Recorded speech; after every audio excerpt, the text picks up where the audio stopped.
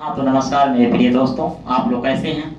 पुनः आज हम आप लोग के बीच में लेकर आए हैं गणित के अंतर्गत जो आप लोग के एग्जाम में बिहार बोर्ड परीक्षा के अंतर्गत जो ऑब्जेक्टिव सेट पूछा जाता है, जिसमें क्वेश्चन की संख्या 100 होता है, यानी 100 ऑब्जेक्टिव में हमें जवाब देना है 50 ऑब्जेक्टिव उसी पैटर्न पर, अर्थात हम कह सकते हैं बिहार बोर्ड के मॉडल सेट पर हम लोग लेकर आए हैं कि जिस तरह से एग्जाम में आप लोगों को क्वेश्चन सेट किया जाएगा उसी पैटर्न पर हम आपके बीच में 100 ऑब्जेक्टिव लेकर आए हैं। यानी सेट नंबर 1 हम आपके बीच में 10 सेट लेकर आएंगे, अर्थात 1000 ऑब्जेक्टिव लेकर आऊंगा। आपको जवाब देना है उसमें मात्र 50। तो बात को लंबी नहीं करना है, चलना है हमें ऑब्जेक्टिव के दुनिया में, अर्थात मेरा सब्जेक्ट चल रहा है मैथ। हम लोग यहाँ पर डिस्प्ले में देख रहे हैं, डिस्प्ले पे कुछ लिखा हुआ है, डिस्प्ले पे ये लिखा हुआ है कि क्लास 10 गणित, क्लास 10 के लिए गणित है 100 ऑब्जेक्टिव क्वेश्चन सेट नंबर 1। जी हाँ दोस्तों, हम आपके बीच में 10 सेट लेकर आएंगे, जिसमें आज हम आपके बीच में पहला सेट लेकर आया हूं। इसमें आप लोगों को पढ़ने का मौका मिलेगा, देखने को मौका मिलेगा, सुनने का मौका मिलेगा, अध्ययन करने का मौका मिलेगा, जिसमें क्वेश्चन की टोटल संख्या 100 है। तो अब हम लोग चलते हैं क्वेश्चन की ओर। तो पहला क्वेश्चन आपके डिस्प्ले पर क्वेश्चन नंबर 1, क्वेश्चन नंबर 1 आपके सामने है कि 1/√3 है 1, यानी 1/√3 इसमें से क्या है, परिमेय संख्या है या अपरिमेय संख्या या भाज्य संख्या या अभाज्य संख्या है। तो हम लोग जिस समय में सब्जेक्टिव पढ़ रहे थे तो उस समय में प्रिय दोस्तों हम लोग ये सीखे थे कि 1/√3 चाहे 1/√2 चाहे 1/5 जो भी हो, चाहे 1/√2 हो, चाहे 1/√3 हो, चाहे 1/5 हो, ये सभी आपको अपरिमेय संख्या के समूह में आते हैं। तो हम लोग प्रिय मित्रों किसको घेर देंगे, अपरिमेय संख्या, अर्थात 1/√3 क्या है, एक अपरिमेय संख्या है। फिर हम लोग चलेंगे क्वेश्चन नंबर 2 की ओर। क्वेश्चन नंबर 2 है कि यदि अल्फा तथा बीटा द्विघात बहुपद इतना के शून्यक हो तो अल्फा इंटू बीटा का मान क्या होगा। हम लोग पढ़े थे कि एक द्विघात बहुपद के 2 शून्यक होते हैं, शून्य को अल्फा बीटा से दर्शाया जाता है। तो यहाँ पर कल्पना किया गया है कि इस द्विघात बहुपद का यदि शून्यक अल्फा और बीटा हो तो अल्फा इंटू बीटा का मान क्या होगा। तो अल्फा इंटू बीटा बराबर होता है c/a होता है। यहाँ पर देखिए आपका जो बहुपद है, आपका जो बहुपद है x² + 2x + आपको 3 है। यहाँ पर a का मान आपको 1 दिया हुआ है, b का मान आपको 2 है और c का मान यहाँ पर 3 है। तो आपका फार्मूला होता है अल्फा इंटू बीटा बराबर c/a। तो हमारा c का मान है 3 और a का मान 1 है, 3/1 का मतलब हुआ 3। आप अपने ऑप्शन में देखिए 3 है, अर्थात ऑप्शन नंबर 1 आपका आंसर होगा। इस समीकरण का यानी इस बहुपद का जो योगफल होगा वह अल्फा इंटू बीटा अर्थात c/a। तो हमें कैलकुलेशन करके 3 आया है। फिर नेक्स्ट क्वेश्चन की ओर जाएंगे। यदि 2 संख्याओं का गुणनफल इतना है एवं उनका मौसा इतना है तो लॉसा क्या होगा। अब प्यारे बच्चों ध्यान देंगे, जब आपको गुणनफल दिया, हम लोग पढ़े थे कि HCF गुने LCM बराबर पहली संख्या गुने दूसरी संख्या। इसमें 4 एलिमेंट हैं, हमको यहाँ पर सवाल 4 तरीका से मिल सकता है। कभी आपको गुणनफल दिया रहेगा तो HCF देगा तो LCM बोलेगा, जब आपको गुणनफल दिया रहेगा LCM दिया रहेगा तो HCF बोलेगा, जब HCF LCM दिया हो तो HCF भी दिया रहेगा, जब आपको HCF और LCM दिया हो उसमें से एक संख्या भी दिया हो तो दूसरी संख्या बोलेगा, अर्थात 4 तरीका से। तो आपको यहाँ पर दिया गया है 2 संख्या का गुणनफल दिया गया है और मौसा दिया है, तो लॉसा क्या होगा। तो प्रिय मित्रों लॉसा हमको निकालना है, तो हमारा गुणनफल है 15,870। 15,870 में हम लोग भाग देंगे 23 से, इसको हम लोग भाग देंगे तो इसको जो हम लोग भाग देंगे तो 6 से 90 मरतबा लगेगा। कितना मरतबा भाग लगेगा, 6 से 90। इसलिए आपका आंसर नंबर 1 होगा। ये कैसे 6 से 90 होगा, आपको यहाँ पर ट्राई करके देखिए। 15,870 870 में हम लोग 23 से भाग देंगे तो 23 को 6 मरतबा भाग देंगे, 36 का 18, 6 गुना 12, 1 13, 138, ये 0 हो जाएगा, 5 में 3 जाएगा 0, ये कटे, 5 में 3 जाएगा 2, ये 7 को नोट करेंगे, आपको फिर देंगे आपको यहाँ 9 मरतबा, 9 3 27, 9 दूना 18, 2 20, ये कैंसिल हो गया 0 हो गया, हम यहाँ पर उतारेंगे अर्थात 690। तो ये इस सवाल को हम लोग प्रैक्टिस में यदि रखेंगे और सेम टू सेम सवाल जब हमको मिल जाएगा तो इतना हमको समुद्र सुखाने की जरूरत नहीं है, इसलिए क्वेश्चन नंबर 3 का आंसर क्या हो जाएगा, 1 हो जाएगा, यानी ऑप्शन नंबर ए। चौथा क्वेश्चन है समीकरण निकाय इतना तथा इतना का हल होगा।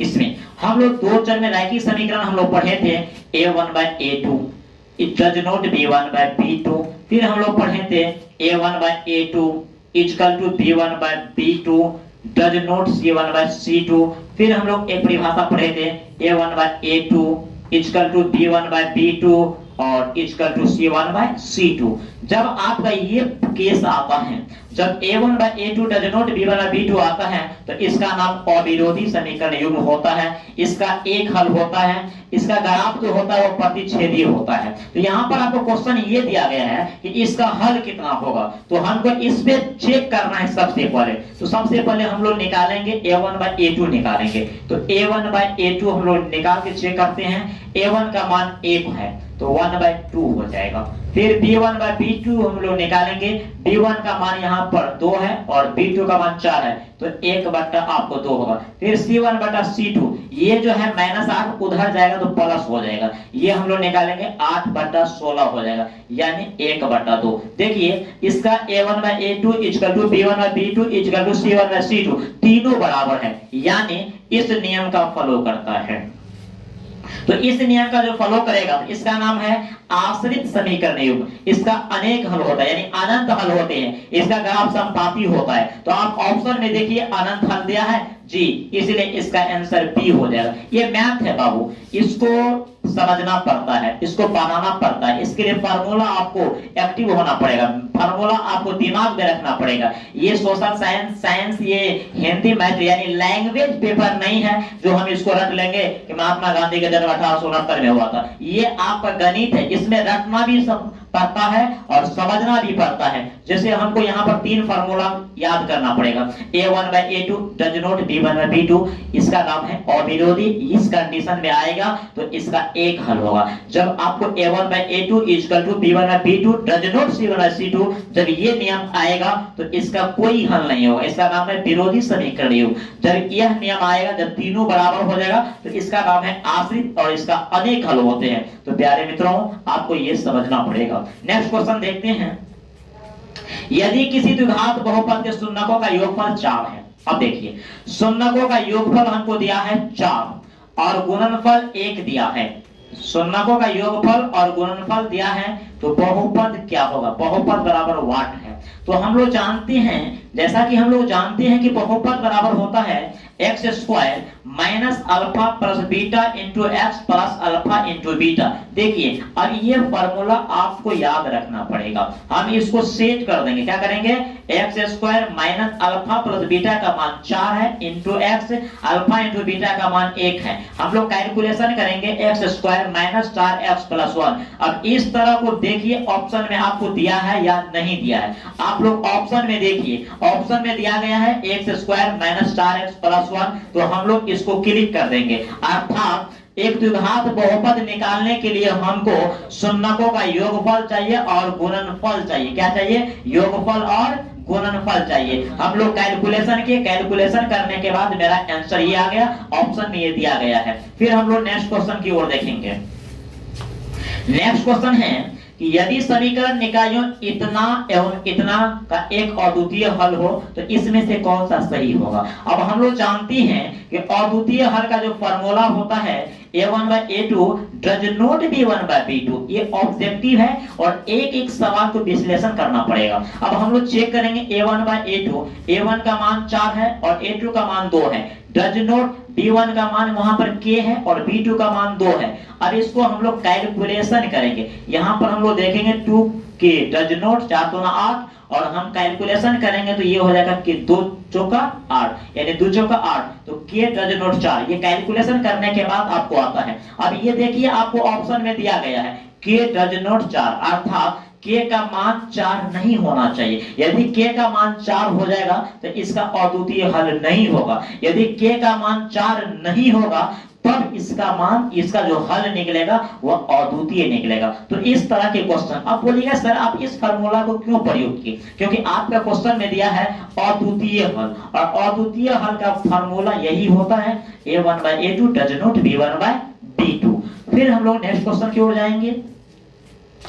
यदि समीकरण इतना के मूल एक दूसरे के व्युत्क्रम हो तो इसमें से क्या होगा? अब माना कि हम पहली शून्य के एक शून्य को अल्फा मान लेते हैं, तो दूसरा शून्य के मेरा क्या हो जाएगा 1/अल्फा। क्यों? कि व्युत्क्रम का मतलब होता है उल्टा। जैसे आप लोग देखिए, जैसे यहाँ पर है 4/3 है और इसका व्युत्क्रम बोलेगा तो 3/4 हो जाएगा। तो मैंने अल्फा एक शून्य माने हैं तो बीटा क्या हो जाएगा 1/अल्फा। अब कहता है एक दूसरे का व्युत्क्रम है। अब हम लोग जानते हैं कि अल्फा इंटू बीटा बराबर C/A होता है। अब अल्फा और बीटा का मान है 1/अल्फा। देखिए ये भिन्न गुना के हिसाब से ये कट जाएगा, इधर C/A हो जाएगा, यानी 1/1 बराबर C/A। हम क्रॉस मल्टीप्लिकेशन गुना करेंगे तो C/A हो जाएगा, अर्थात A बराबर C या C बराबर A।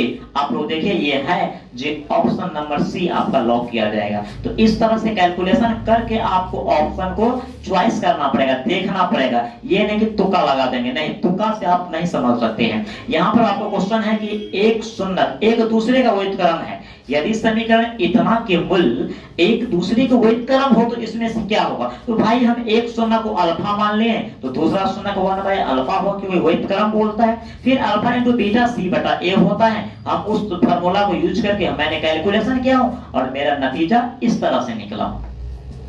फिर क्वेश्चन है कि द्विघात समीकरण इतना के मूलों का योग है। अब बताइए, अब द्विघात समीकरण दिया गया है, हमारा द्विघात समीकरण है x² - 6x, उसके बाद +2 है। हमको कह रहा है अल्फा प्लस बीटा निकालने के लिए। अल्फा प्लस बीटा बराबर होता है -B/A। अब देखिए यहाँ पर फॉर्मूला में माइनस होता है और b का भी मान माइनस में है, a का मान 1 है। हम इसको कैलकुलेशन करेंगे तो कितना होगा 6। अब ऑप्शन में देखिए आपको 6 दिया गया है जी, इसीलिए आपका आंसर C हो जाएगा। आंसर क्या हो जाएगा? C हो जाएगा। फिर नेक्स्ट क्वेश्चन देखेंगे, यदि x बराबर 6 का आलेख कैसी सरल रेखा होगी? ध्यान देंगे मेरे प्रिय मित्रों, कह रहा है कि x बराबर 6। अब यहाँ पर हमको ये सोचने वाली बात है कि x बराबर 1 हो चाहे 2 हो, 3, 4, 5, इस तरह से कोई भी संख्या आ सकता है, अंक आ सकता है। तो जब भी आपको इस तरह से क्वेश्चन होगा x बराबर, तो हम उसको डायरेक्ट कर सकते हैं y अक्ष के समांतर। अब ये डायरेक्ट कैसे समझ सकते हैं, इसको समझना पड़ेगा। जैसे मैं एक ग्राफ लेता हूं, ध्यान देंगे। अब यहाँ x है, ये y होता है, ये x डैश होता है, ये y डैश। अब हम x का मान लेते हैं 3 है। x का मान यदि 3 है तो y का मान 0, क्योंकि x अक्ष पे है तो y का मान 0 होगा। अब मैं यहाँ पर जो मैं रेखा खींचूंगा, ग्राफ खींचूंगा तो कैसे खींचेगा? ऐसे खींचाएगा। ये किसके पैरेलल हो गया? किसके समांतर? ये y अक्ष के समांतर। इसीलिए जब भी आपको बोलेगा x बराबर इतना, इसका आलेख कैसा होगा, तो हम कह सकते हैं y अक्ष के समांतर। यदि y बराबर इतना तो x अक्ष के समांतर। देखिए 100 ऑब्जेक्टिव में आपको ऐसा भी ऑब्जेक्टिव आएगा जो 35 ऑब्जेक्टिव आपको 10 से 15 मिनट के अंदर में बन जाएगा, क्योंकि सभी ऑब्जेक्टिव जो होता है वह जटिल नहीं होता है, बहुत सारा फार्मूला होता है। आपको 30-35 ऑब्जेक्टिव जो है ना बिना कलम उठाए हुए बन जाएगा। इसलिए ज्यादा हतो उदास होने की जरूरत नहीं, डिप्रेशन में जाने की जरूरत नहीं है। 50 क्वेश्चन हमको सिलेक्शन करना है, 100 ऑब्जेक्टिव में 50, और वो मेरे सेट से बिल्कुल मिल जाएगा, वो मैं दावे के साथ बोल सकता हूं। इसलिए आप लोग एक एक क्वेश्चन को बारीकी से आप लोग ध्यान देकर समझिएगा। जहां समझने में दिक्कत हो कमेंट आप जरूर कीजिएगा, मैं आपको दुख को देखने का प्रयास करूंगा। फिर नेक्स्ट क्वेश्चन देखिए, निम्नलिखित में से कौन सा नियामक x अक्ष का एक बिंदु है? अब ध्यान देंगे, अब x अक्ष बोला है, हम लोग पढ़े थे कि x अक्ष पर जो होता है y का मान क्या होता है, y का मान 0 होता है। x अक्ष पे, अब देखिए x अक्ष का ये बिंदु है, x अक्ष पे y का मान 0 है, इसीलिए हम ऑप्शन नंबर ए लगाएंगे। क्यों लगाएंगे, क्योंकि x पे y का मान 0 होता है। यदि क्वेश्चन पढ़ देगा कि y अक्ष पर का बिंदु कौन है, तो y पे x 0 होता है, तब ये आपका आंसर होगा। लेकिन हमको कह रहा है x अक्ष पे, तो x अक्ष पे आपका y का मान 0 होता है, इसीलिए आपको आंसर ए हो जाएगा। समांतर श्रेणी इतना का 30वां पद है। अब देखिए एपी में हम लोग पढ़े थे, कोई भी पद निकालने के लिए हमको ए चाहिए और डी चाहिए, ए चाहिए और डी चाहिए। आपको पहला पद यहाँ पर दिया गया है 10 दिया गया है, और हम डी जो निकालते हैं आगे वाले, यानी आगे वाले पद से हम पीछे वाले पद को घटाते हैं। 7 में से 10 आएगा -3 होगा। हमको कहता है कौन सा पद, 30वां पद कहता है ए 30वां पद को हम लोग लिख सकते हैं a + 29 डी लिख सकते हैं। अब देखिए a का मान 10 है, 29 गुने डी का मान -3 है। 10 29 प्लस माइनस को गुना करेंगे माइनस होगा, 9 × 27 3 × 6 6 2 8 -87 में से प्लस 10 को घटाएंगे तो -77। अब आप ही लोग चॉइस कीजिए कि -77 ऑप्शन में कहां है, ऑप्शन नंबर बी होगा, ऑप्शन नंबर बी होगा। तो प्यारे प्रिय मित्रों दोस्तों 11 का आंसर क्या होगा, बी होगा। समांतर श्रेणी इतना में पदों की संख्या कितनी है। अब ध्यान देंगे यहां पर अब पदों की संख्या मांग रहे हैं, इसका मतलब n मांग रहे हैं। क्या मांग रहे हैं, n। जब आपको n मांगेगा तो क्या दिया रहेगा, अंतिम पद दिया रहेगा। आपका क्वेश्चन है कि समांतर श्रेणी इतना में पदों की संख्या यानी कितने पद लेंगे कि आपको 205 होगा। तो ध्यान देंगे आपका a हो गया 7, हम ऑब्जेक्टिव बना रहे हैं, 13 में से 7 जाएगा डी, हमारा 6 हो गया। अंतिम पद हमको जो दिया है 205 दिया है। ध्यान देंगे अब an का जो फार्मूला होता है a + n - 1 × d होता है। an का मान है आपको 205, a का मान है आपको 7, n हमको निकालना है, d का मान आपको 6 है। देखिए 205 = 7 + 6n - 6, ये कैलकुलेशन किया। अब यहां पर ध्यान दीजिए 205 = 7 में से 6 जाएगा 1 + 6n। अब हम लोग साइड चेंज कर लेते हैं, 205 ये +1 आएगा तो माइनस हो जाएगा, इधर 6n हो जाएगा। ध्यान दीजिए अब 6n = 204, घटाकर आपको 204 हुआ। हमको n का मान निकालना है 204 + 6। अब n = 36 का 18, 2 पे 4 24, 6 चौका 24 यानी 34। n का मान कितना निकल जाएगा, 34। अब ऑप्शन में आप लोग देखिए n का मान 34 दिया गया है जी, n का मान यहाँ पर 34 दिया गया है जी। इसी को मैथ कहा जाता है। मैथ का मतलब ही होता है मैथ इज द गेम, जितना खेलेगा उतना बेहतर खिलाड़ी बनिएगा। एक एक क्वेश्चन पे आपको फोकस करना पड़ेगा, बार बार ट्राई करना पड़ेगा, अगेन द अगेन। यानी मैथ को जितना आप प्रैक्टिस कीजिएगा आप मैथ का बादशाह बन जाएंगे। ये कैसे जानेंगे कि 34 मान, यदि यहाँ पर आपको चेंज कर देगा 2 से 5 के जगह पर कुछ और दे दे तो हमारा n का मान ही बदल जाएगा। तो हमको कैलकुलेशन समझना है, हमको सवाल के मेथड को समझना है कि आखिर सवाल क्या कहता है, आखिर सवाल क्या कहता है। बिंदु इतना की मूल बिंदु से दूरी क्या होगा। अब देखिए हमको एक बिंदु दिया है जिसका मान है 4, -3। अब मूल बिंदु का मान हम लोग जानते हैं कि 0 0 होता है। पूरे और गणित का क्वेश्चन यहाँ पे है, सभी चैप्टर से क्वेश्चन लिया गया है। हम लोग जानते हैं कि जब ए बी हम निकालेंगे, देखिए 0 है तो 0 में जोड़ने या घटाने पर नो परिवर्तन होता है। अब देखिए ये 0 माइनस है तो प्लस कर देते हैं स्क्वायर। अब 4 में से 0 घटाएंगे तो 4 होगा, 4 का स्क्वायर 16, 0 में 3 जोड़ेंगे 3 का स्क्वायर 9 होता है, और 16 ना 25 होता है, और 25 का वर्गमूल 5 होता है। अब आप लोग देखिए ऑप्शन में 5 दिया है कि नहीं, लेकिन इतना करने की जरूरत नहीं है। जब भी आपको मूल बिंदु दिया हो तो उस समय में इसका स्क्वायर जो इसका स्क्वायर कर देंगे। क्यों, कि माइनस का भी स्क्वायर प्लस होता है, तो 4 का स्क्वायर 16, -3 का स्क्वायर प्लस ना 16 ना 25, 25 का वर्गमूल 5 होता है। इतना मुझे करने की कोई जरूरत नहीं है। यदि सब्जेक्टिव में इसको पूछता है तब हम इतना कर सकते हैं, लेकिन हमको तो ऑब्जेक्टिव में है, हम इस तरह से भी निकाल सकते हैं। अब 4 और 3 की जगह पे मान सकते हैं 6 और 8 दे दिया,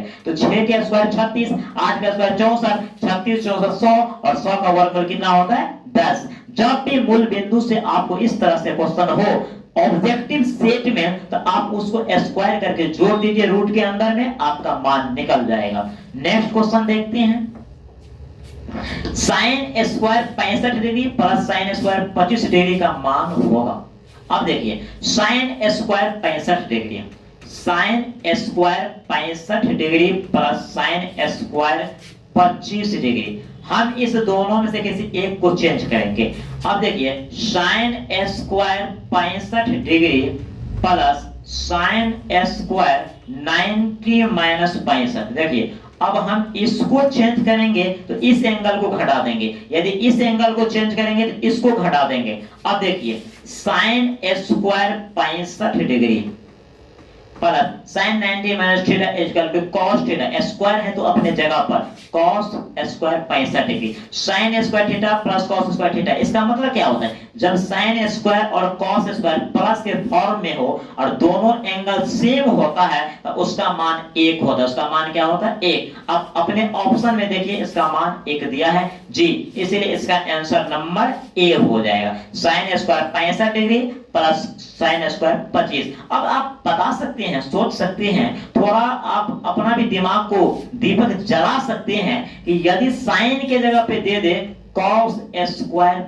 65 degree plus cos square 25 degree, क्या होगा, कोई दिक्कत नहीं होगा, कोई दिक्कत नहीं, ऐसा हो सकता है। cos दोनों cos ही होना चाहिए, क्यों, एक को चेंज करेंगे तो साइन में होगा। क्यों चेंज होगा, क्योंकि हम लोग पढ़े थे कि sine 90 minus theta equal to cos theta होता है और cos 90 minus theta equal to sine theta होता है। इस तरह से 3 स्टेप में होता है, साइन के साथ cos होता है, tan के साथ cot होता है और sec के साथ cosec होता है। इसलिए मेरा आंसर इस तरह से निकलेगा। तो इसको रखना नहीं, बार बार मैं इस बात को सचेत करना चाहता हूं, आप समझने का फीलिंग कीजिए। मैथ समझने वाले सब्जेक्ट हैं, आप कितना समय देते हैं वह आप पे निर्भर है। जिस चीज में जितना समय दीजिएगा आप उसका बादशाह बनिएगा। फिर हम लोग न्यू क्वेश्चन देखते हैं। न्यू क्वेश्चन है कि बिंदुओं इतना एवं इतना को मिलाने वाले रेखा खंड के मध्य बिंदु का नियामक क्या होगा। अब देखिए हम लोग पढ़े थे मध्य बिंदु बराबर होता है x1 plus x2 by 2, y1 plus y2 by 2। अब यहाँ पर हमको दो बिंदु दिया गया है, एक को हम a मान लेते हैं, दूसरे को हम b मान लेते हैं। a का मान 3,0 है और b का मान -5,4 है। अब मध्य बिंदु को हम c मान लेते हैं, मध्य बिंदु c। देखिए अब हम जो निकालेंगे c का बिंदु जो निकालेंगे c, तो हो जाएगा x को x में जोड़ेंगे। देखिए 3 प्लस -5/2, फिर जोड़ेंगे 0 प्लस 4/2, 3 ये प्लस माइनस होता है बाय 2 और ये आपको 4/2 होगा। कैलकुलेशन करके आप लोग देखिए यहाँ पर क्या होगा इसका कैलकुलेशन, ये -5 में से 3 घटाएंगे -2 होगा, -2/2 और यहाँ पर हो जाएगा 4 में हम 4/2 है, अभी रहने ही देते हैं। अब हम भाग देंगे तो -1 और 2 दूना 4। आप अपने ऑप्शन में देखिए इस तरह का ऑप्शन है -1 और 2, -1 और 2 देखिए यहाँ पर है, आपका मध्य बिंदु यही हो गया।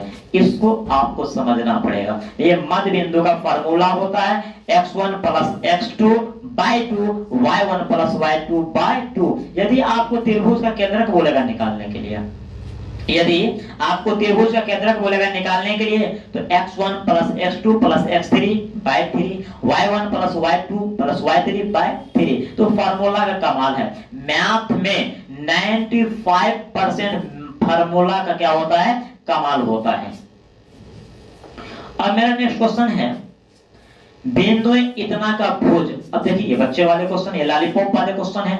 ये इसमें भुज हमने पढ़े थे कि x अक्ष को भुज कहते हैं, x अक्ष को क्या कहते हैं, भुज कहते हैं और y अक्ष को कोटि कहते हैं। ये x अक्ष हुआ, ये y अक्ष, इसको हम लोग क्या कहते हैं, इसको हम लोग भुज कहते हैं और इसको हम लोग क्या करते हैं, कोटि। तो मेरे दोस्तों यहाँ पर पूछा है कि इस बिंदु में भुज का मान क्या है, क्या इस क्वेश्चन को चेंज नहीं कर सकता है कि इस बिंदु में कोटि का मान क्या होगा। तो भुज x को भुज कहते हैं और y को कोटि कहते हैं। तो आप देखिए यहाँ पर -3 ये आपका भुज हो गया। ये क्या हो गया, ये आपका भुज हो गया। ये खाने वाला भुजा नहीं, ये आपको गणित का भुज है। द्वितीय चतुर्थांश में बिंदु के नियामक होंगे। अब देखिए द्वितीय चतुर्थांश हम लोग पढ़े थे, ये x गाइस, ये y और ये y डैश। प्रथम चतुर्थांश में हम लोग पढ़े थे कि x का मान प्लस होता है, y का मान प्लस होता है। दूसरा में हम लोग पढ़े थे x का मान माइनस होता है, y का मान प्लस होता है। लेकिन यहाँ पर क्वेश्चन क्या है, द्वितीय चतुर्थांश में। तो इस ऑप्शन में हम देखेंगे कि x का मान माइनस और y का मान प्लस कहां पर है। x का मान माइनस और y का मान प्लस यहां पर है, इसलिए मेरा ऑप्शन क्या हो जाएगा, बी हो जाएगा। ऑप्शन क्या हो जाएगा, बी। यहाँ हम लोग देखेंगे तीसरा में x भी माइनस और y भी माइनस होता है, चौथा में x प्लस होता है और y माइनस होता है। आप बता सकते हैं कि द्वितीय चतुर्थांश पूछा है, क्या इसमें 4 क्वेश्चन बन सकता है कि नहीं। द्वितीय के जगह प्रथम भी आ सकता है, तृतीय भी आ सकता है, चतुर्थ भी आ सकता है। अर्थात हमको चारों समझना पड़ेगा कि पहले चतुर्थांश में x y का चिन्ह क्या होता है, दूसरे चतुर्थांश में x y का चिन्ह क्या होता है, तृतीय चतुर्थांश में x y का चिन्ह क्या होता है, फिर चतुर्थ में क्या होता है। तो आपको ये डायग्राम आपको समझना पड़ेगा। ये डायग्राम यदि आप समझ गए तो आपका कल्याण है। फिर नेक्स्ट क्वेश्चन देखेंगे, 28 cm व्यास वाले वृत्त की परिधि क्या होगी। 28 cm व्यास वाले, अब ध्यान देंगे 28 cm व्यास वाले वृत्त की परिधि क्या होगी। अब हमको यहाँ पर व्यास दिया है 28 सेंटीमीटर, तो मेरे दोस्तों इसका त्रिज्या कितना हो जाएगा, 14 सेंटीमीटर। हम लोग जानते हैं कि वृत्त का परिधि 2πr होता है। 2 पाई का मान 22/7 होता है, r का मान 14 है, 7 दूना 14, इसको गुना करेंगे 2 को 22 को तो 44 होगा, 44 को 2 से गुना करूंगा तो 88 होगा cm, 88 cm। अब सर्च करो यहाँ पर 88 कहाँ दिया है, यहाँ। जी सर, आपका आंसर नंबर बी होगा। ऑप्शन नंबर क्या हो जाएगा, बी होगा, ऑप्शन नंबर बी। फिर नेक्स्ट क्वेश्चन है, वृत्त की सबसे लंबी जीवा कहलाती है। वृत्त का जो सबसे लंबी जीवा होती है, वृत्त का सबसे लंबी जीवा, उसको हम लोग व्यास कहते हैं। क्या कहते हैं, वृत्त का सबसे लंबी जीवा को हम क्या कहते हैं, व्यास। वृत्त की सबसे लंबी जीवा को क्या कहा जाता है, व्यास। इसको कोई सिस्टम नहीं, ये डायरेक्ट आप डायरेक्ट याद रखिएगा, वृत्त की सबसे लंबी जीवा को व्यास कहते हैं।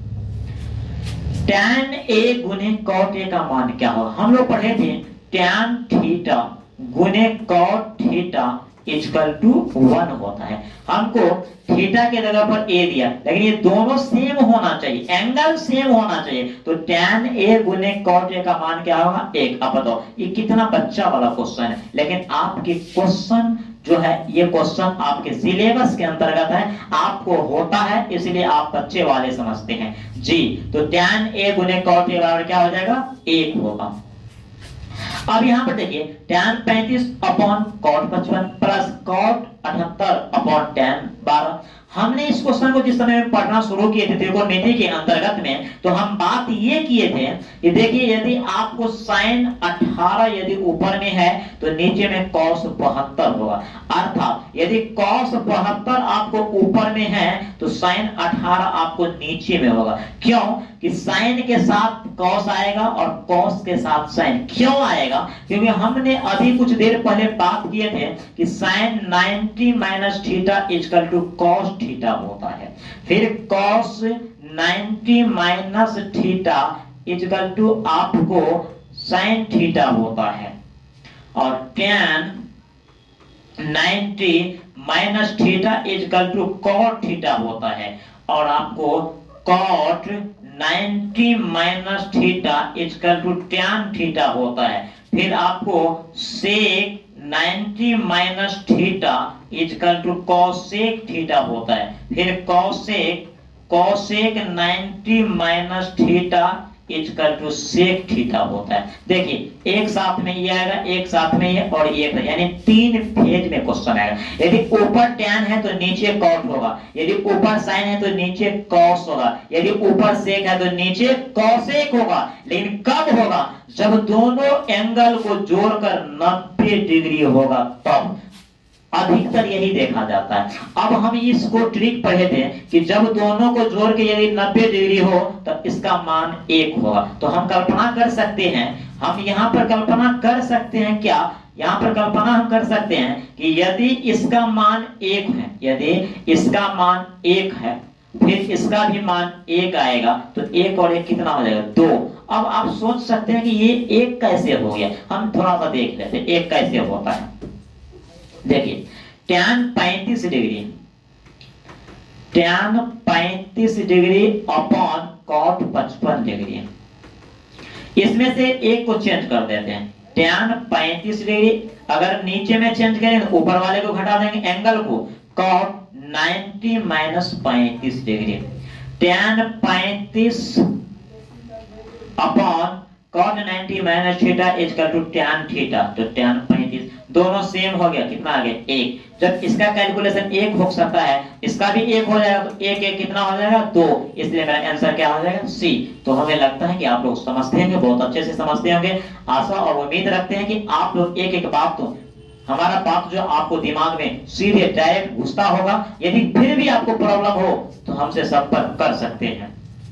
यदि साइन थीटा बराबर इतना तो cos थीटा का मान क्या होगा? अब ध्यान दीजिए, यदि साइन थीटा बराबर दिया है a बट्टा b, साइन का फार्मूला होता है p बट्टा h, हम b निकालेंगे, b रूट हो जाएगा h square minus p square, अर्थात b square minus a square. अब हमको निकालना क्या है?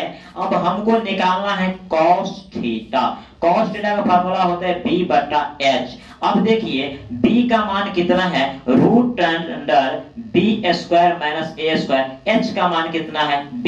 अब आप सर्च कीजिए root b square minus a square बट्टा b कहां पर है? तो हमें ऑप्शन नंबर बी यहां पर है, इसलिए आपका आंसर ये होगा। अब आप ही लोग बता सकते हैं, यदि हमको फार्मूला नहीं पता होता तो कैसे सवाल बनता? साइन, कॉस, टैन, सेक, कोसेक, कॉट, इसका हमें फार्मूला याद होना चाहिए जी। ये मैथ है, ये पबजी गेम नहीं है जो नेट होगा तब आप चलाएंगे, ये मैथ है। मैथ में आपको समझदारी होना जरूरी है। यदि साइन थीटा बराबर इतना तो cos थीटा का मान क्या होगा? अब देखिए साइन थीटा, अब यहां पर दिया है साइन थीटा बराबर 1/2 दिया है। साइन का फार्मूला p बटा h होता है, हम p निकालेंगे, root h square minus p square, 2 का स्क्वायर 4 होता है, 1 का स्क्वायर 1 होता है, घटा के हमको 3 होगा। ये किसका मान? ये b का मान निकला। लेकिन हमको निकालना क्या है? cot theta. cot थीटा होता है b बटा p होता है। अब b का मान देखो √3 है और p का मान देखो 1 है, हम 1 देंगे फिर भी, 9 देंगे फिर भी सेम होगा, तो √3 देखो, यानी √3 इसका आंसर हो जाएगा। किसका? इसका cot थीटा का मान √3 होगा। तो आपको ये कैलकुलेशन करना पड़ेगा। एक एक ऑब्जेक्टिव को बनाने के लिए आपको फार्मूला एकदम टमाटर रिंगटोन के तरह आपको याद होना चाहिए जी। फिर नेक्स्ट क्वेश्चन देखते हैं। यदि √3 tan 2 थीटा बराबर इतना तो थीटा का मान क्या होगा? अब यहां पर आएंगे, आपका सवाल है कि √3 tan 2 थीटा बराबर 3। आइए tan 2 थीटा बराबर 3/√3, tan 2 थीटा कैलकुलेशन करें, इसको हम भाग देंगे तो √3 आएगा। हम कुछ नहीं कर रहे, सिर्फ कैलकुलेशन कर रहे हैं 2 थीटा। अब tan कितने डिग्री का मान √3 होता है? तो tan 60 डिग्री का मान कितना होता है? √3। ये tan से tan कट गया, ये tan से tan क्या हो गया? ये कट गया। अब ध्यान दीजिए, हमको 2 थीटा बराबर कितना प्राप्त हुआ? 60 डिग्री। हमको थीटा का मान निकालना है, कितना होगा? भाग देंगे तो 30 डिग्री। देखो आप लोग ऑप्शन में कहीं है 30 डिग्री, थीटा का मान 30 डिग्री। आप लोग सोचते होंगे सर कैसे बना दिए जी, ये तरीका है। सवाल को देखने के बाद ही पता चल जाता है सवाल को देखने के बाद ही पता चलता है मैं यहाँ पर कौन सा फार्मूला अप्लाई करूंगा। जैसे एक ड्राइवर रोड पर जब गाड़ी चलाते हैं, यदि आगे भीड़ देखता है तो समझता है कि नहीं गाड़ी को स्लो करना चाहिए, उसका माइंड एक्टिव हो जाता है। यदि जर्किन देखता है तो समझता है कि हम गाड़ी के साइड ले लेंगे, यानी उसका माइंड हमेशा एक्टिव होता है। उसी प्रकार हम सवाल में भी क्या करेंगे, अपने माइंड को एक्टिव रखेंगे। जी, पूरे शांत वातावरण में जिस समय में हम लोग पढ़ने के लिए बैठेंगे तो लगना चाहिए कि पूरी दुनिया के इंसान, मानव प्राणी मर चुका है, सिर्फ हम ही यूनिक पर्सन जिंदा है। तब आपको लगेगा नहीं हम अध्ययन कर रहे हैं। अब पता चला सवाल नंबर 32 बना रहे हैं, ध्यान है, कल फिजिक्स याद नहीं है, सर पीटेगा। अब पता है हम पढ़ने के लिए बैठे हैं, ध्यान है मम्मी रोटी बनाया कि नहीं। तो इस तरह से आपका मन जब भटकेगा तो तुम्हारा रिजल्ट भी भटकेगा। इसीलिए मेरे प्रिय मित्रों, इस बातों को विशेष ध्यान देंगे। एक एक दिन आपके लिए बहुत ही मूल्यवान दिन है। समझ में आ गया? फिर नेक्स्ट क्वेश्चन देखते हैं। क्वेश्चन नंबर 25 हम लोग देखेंगे, sec 90 minus theta is equal to cosec theta. ये फार्मूला है आपका, sec 90 minus theta is equal to cosec theta. अब सेक के जगह पे डाल देगा कोसेक, आपको सेक के जगह पे ऐसे भी डाल सकता है कोसेक 90 माइनस थीटा बराबर वाट। तो कोसेक 90 माइनस थीटा क्या होता है, सेक थीटा होता है। तो ये फार्मूला है, सेक के जगह कोसेक आ सकता है, सेक के जगह साइन भी आ सकता है, कॉस भी आ सकता है, टैन भी आ सकता है, यानी आपको 6 अनुपात है। तो हमको ये याद रखना है कि साइन के साथ कॉस होता है तो कॉस के साथ साइन होगा, टैन के साथ कॉट होता है तो कॉट के साथ टैन होगा, सेक के साथ कॉसेक होता है तो कॉसेक के साथ सेक होता है। तो आपको यहाँ पर है sec 90 minus theta equal to cosec theta. फिर अगला क्वेश्चन है, आर त्रिज्या वाले वृत्त में थीटा के तीर्घखंड का क्षेत्रफल होगा। यानी आर त्रिज्या वाले वृत्त में थीटा डिग्री के तीर्घखंड का क्षेत्रफल क्या होगा। हम लोग जानते हैं तीर्घखंड का क्षेत्रफल होता है पाई आर स्क्वायर थीटा बाय 360, लेकिन हमको आर के जगह पे ये बड़ा वाला आर दिया गया है, तो हम लोग लिखेंगे pi r square theta upon 360 degree. अब आप ऑप्शन में इसको मिलाइए, आपका ऑप्शन कहाँ है। ये ऑप्शन आपको डी नंबर ऑप्शन में दिखाई दे रहा है, आपका आंसर डी हो जाएगा। क्यों? क्योंकि आर त्रिज्या वाले यानी तीर्घखंड का क्षेत्रफल होता है थीटा बाय 360 गुने पाई आर स्क्वायर। तो हमने पढ़े हैं कि थीटा बाय 360 गुने पाई आर स्क्वायर। हम इसको गुना करेंगे तो आपको ऐसे भी हो सकता है पाई आर स्क्वायर थीटा बाय 360। तो हमें यही ऑप्शन इसलिए सही होगा, यही ऑप्शन मेरा सही होगा। ध्यान दो, इधर दो वृत्तों के क्षेत्रफलों का अनुपात इतना है तो उनकी परिधियों का अनुपात क्या होगा। देखिए इसका ट्रिक है, 9 किसका स्क्वायर 3 का, 4 किसका स्क्वायर 2 का, यही आंसर होगा। लेकिन हम जानेंगे कैसे इसका आंसर होगा। अगर 9 अनुपात के जगह 16 अनुपात आपको यदि 4 दे दे, तब 16 किसका वर्ग स्क्वायर होता है 4, और 4 किसका स्क्वायर 2, तो 4 अनुपात 2 हो जाएगा। लेकिन हम कैसे जानेंगे, यही होगा। तो दो वृत्तों के क्षेत्रफलों का अनुपात दिया है, तो वृत्त का क्षेत्रफल होता है पाई आर स्क्वायर, तो दो वृत्त है तो पाई आर स्क्वायर, क्षेत्रफल का अनुपात दिया है 9 अनुपात 4, तो 9/4। देखिए ये दोनों कैंसिल हो गए, तो R square upon R square बराबर 9/4। ध्यान देंगे, और जब हम स्क्वायर को हटाएंगे, तो ये क्या हो जाएगा, आर बट्टा आर बराबर हो जाएगा रूट 9/4। ध्यान देंगे, जब आर बट्टा आर, दो वृत्त है तो इसको हम R1 मान लेते हैं, इसको R2 मान लेते हैं, R1 अपन R2, तो R1 अपन R2 बराबर आपका 9 का वर्गमूल 3 और 4 का वर्गमूल 2, यानी R1 इतना हो गया और R2 इतना हो गया।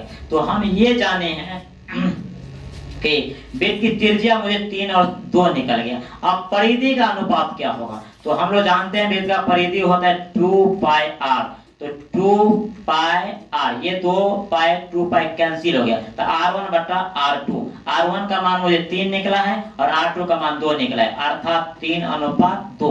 देखिए आपको 3:2 कैसे निकल गया। तो इस तरह से आपको सवाल को समझना पड़ेगा। तो दो वृत्त के परिधियों का अनुपात क्या होगा जब क्षेत्रफल का अनुपात इतना है। क्वेश्चन ऐसे भी दे सकते हैं कि परिधियों का अनुपात इतना है तो क्षेत्रफल का अनुपात क्या होगा। तो सबसे पहले मुझे त्रिज्या पता होना चाहिए। क्या पता होना चाहिए? त्रिज्या पता मुझे होना चाहिए। हम लोग नेक्स्ट क्वेश्चन देखेंगे। आर त्रिज्या वाले अर्धगोले का संपूर्ण पृष्ठ का क्षेत्रफल क्या होता है?